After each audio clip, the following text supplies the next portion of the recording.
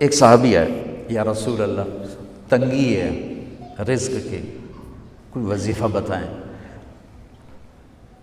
کتنے لمبے لمبے وظیفے لوگ پڑھ رہے ہیں کہ کاروبار کھل جائے اور روزی بڑھ جائے، کتنے لمبے چوڑے، کتنے کتابوں میں ایڈے ایڈے بڑے وظیفے لکھے پہ، پڑھوں یہ بندہ بڈھا ہو جائے۔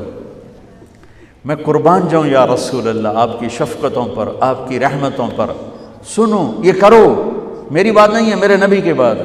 تجربے کی وجہ سے کرو گے تو کچھ نہیں ملے گا، یقین سے کرو گے تو دروازے کھلتے دیکھو۔ کہ یا رسول اللہ ارید ان یوسع علی رزقی، میں چاہتا ہوں میری روزی کھل جائے۔ تو آپ نے کہا ادم علی الطہارہ یوسع علیک رزقک، تو باوضو رہا کر تیرا رزق کھل جائے۔ کوئی زور لگتا ہے وضو؟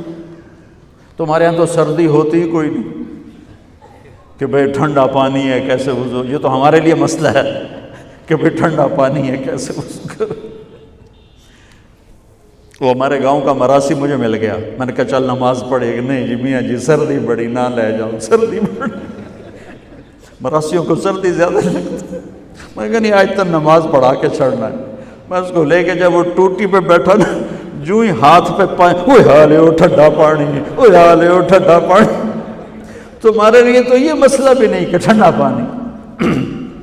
میرے نبی کی یہ سارا مجمع لے لو، یہ اوپر مستورات لے لیں، ادم علی الطہارہ یوسع علیک رزقک، میرے نبی نے فرمایا باوضو رہنا شروع کر دے، اللہ تیرا رزق کھول دے گا۔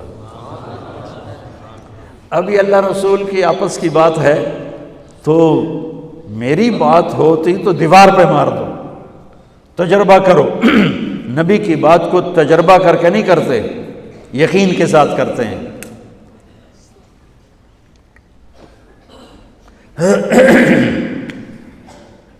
ادم علی الطہارہ یوسع علیک رزقک، باوضو رہا کر۔ اچھا باوضو رہنے کے اور فائدے،